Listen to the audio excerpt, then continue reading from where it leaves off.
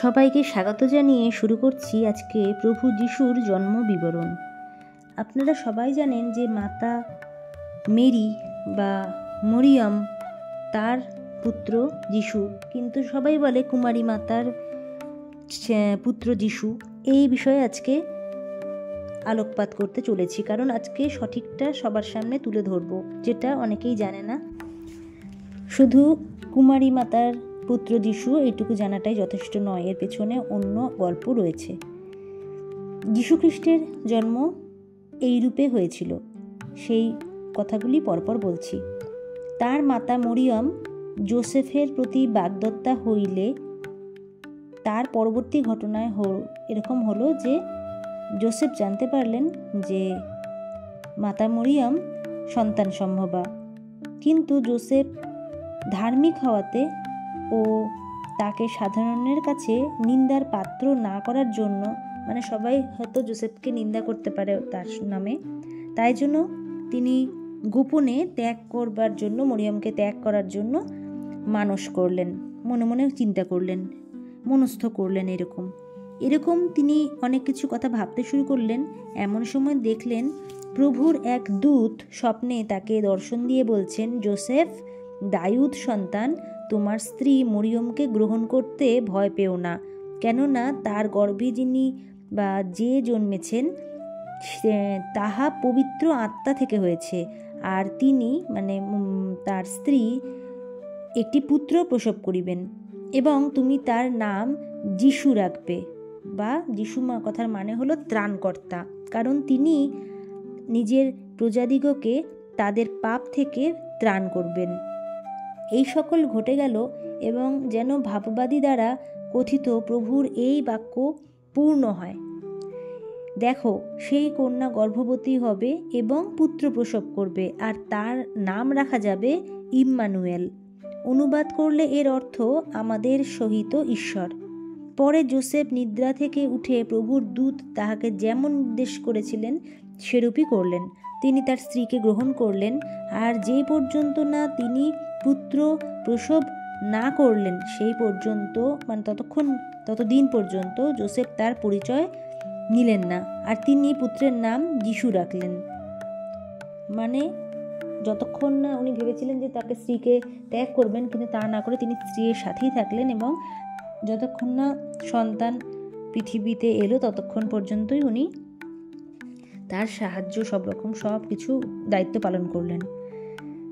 তারপরে প্রভু যিশুর শিশুকালের বিবরণটা আপনাদের আজকে জানাবো। হেরোদ রাজার সময়ে জিহুদিয়ার বেথলেহেম যিশুর জন্ম হলো। তারপরে পূর্বদেশ থেকে কয়েকজন পণ্ডিত জেরুসালেমে এসে বললেন, জিহুদিদের যে রাজা জন্মেছেন তিনি কোথায়? কারণ আমরা পূর্ব দেশে তার তারা দেখেছি এবং তাকে প্রণাম করতে এসেছি। তারা আকাশে একটি তারা দেখে বুঝতে পেরেছেন যে তিনি অলরেডি জন্মে গিয়েছেন, তাই তাকে প্রণাম করতে এসেছেন। এই কথা শুনে হেরোদ রাজা উদ্বিগ্ন হলেন, এবং তার সাথে সমুদয় জেরুসালেমও উদ্বিগ্ন হলেন, কারণ তারা কিছু জানতেন না। আর তিনি সমস্ত প্রধান যাজক ও লোক সাধারণের অধ্যাপকগণকে এক জায়গায় করে তাদেরকে জিজ্ঞাসা করলেন, খ্রিস্ট কোথায় জন্মাবেন? তারা তাকে বললেন, জিহুদিয়ার বেথলেহেমে, কেননা ভাববাদী দ্বারা এইরূপ লিখিত হয়ে আছে।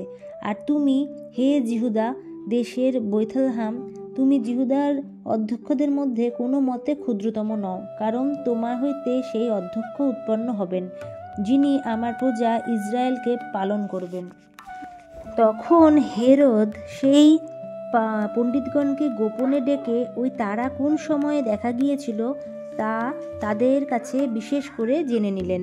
পরে তিনি তাদেরকে বেথলেহেমে পাঠিয়ে দিয়ে বললেন, তোমরা গিয়ে বিশেষ করে সেই শিশুর খোঁজ করো, দেখা পেলে আমাকে সংবাদ দিও, যেন আমিও গিয়ে তাকে প্রণাম করতে পারি।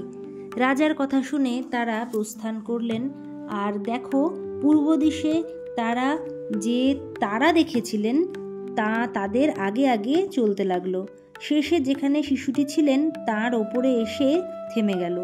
মানে একটি তারা পথ নির্দেশ করতে করতে তাদের সাথে সাথে এসে এমন এক জায়গায় থেমে গেল যেখানে শিশু যিশু ছিলেন। তারাটি দেখতে পেয়ে তারা মহানন্দে অতিশয় আনন্দিত হলেন।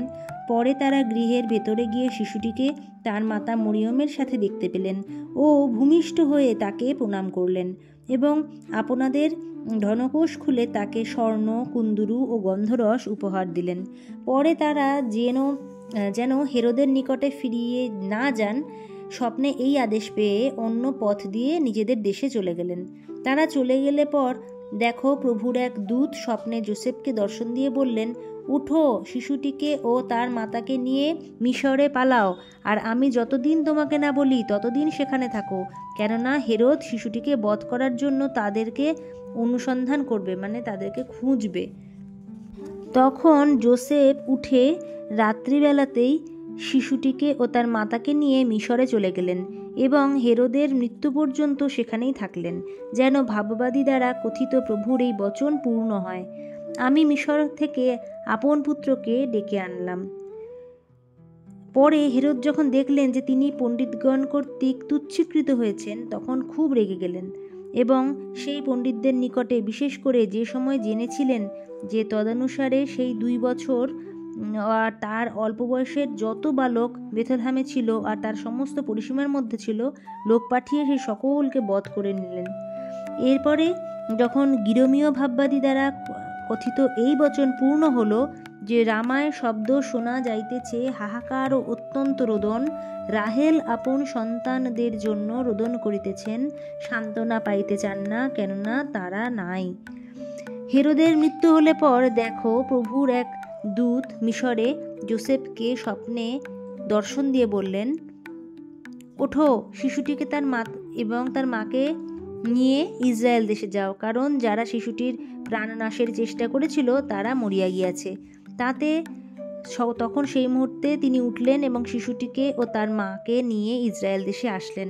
কিন্তু যখন তিনি শুনতে পেলেন যে আরখিলায় নিজ পিতা হেরোদের পদে জিহুদিয়াতে রাজত্ব করছেন, তখন সেখানে যেতে ভীত হলেন, মানে ভয় পেলেন, এবং পরে স্বপ্নে আদেশ পেয়ে গালিল প্রদেশে চলে গেলেন এবং নাসরাত নামক নগরে গিয়ে বসতি গড়লেন, যেন ভাববাদীগণ তারা যেসব কথা বলেছিলেন সেই সব ভাববাদীগণ দ্বারা যে কথিত বচন সেটা যেন পূর্ণ হয়। সেই আদেশগুলো তিনি বারবার পূর্ণতা করার জন্য, পূর্ণতা প্রাপ্ত যাতে হয় সেই জন্য যা যা কর্তব্য করা উচিত সেই মুহূর্তে সবগুলোই তিনি করেছেন। তিনি নাসরতীয় বলিয়া আখ্যাত হইবেন। অনেক অনেক জায়গায় এইভাবে তাকে যেতে হয়েছিল বাচ্চাকে বাঁচিয়ে রাখার জন্য, তার সেই শিশুটিকে বাঁচিয়ে রাখার জন্য। এই তো ছিল আজকের একটি ছোট শিশু যিশুর সেই ছোটোবেলাকার গল্প, শিশুকালের বিবরণ। পরবর্তীতে কি কি ঘটনা ঘটলো সেগুলো আরও অনেক পরীক্ষা দেওয়ার কথা, অনেক বাপ্তিস্য ও পরীক্ষা, এইগুলো সম্পর্কে যদি আপনারা জানতে আগ্রহী হন তাহলে অবশ্যই ভিডিওতে খেয়াল রাখবেন। আর যেমন আমি শ্রী শ্রী ঠাকুরের কথা আপনাদের সামনে শোনাই, সেগুলো অবশ্যই চলবে। সবাই বলুন, I bow to Jesus Christ, I pay my respect to Jesus Christ.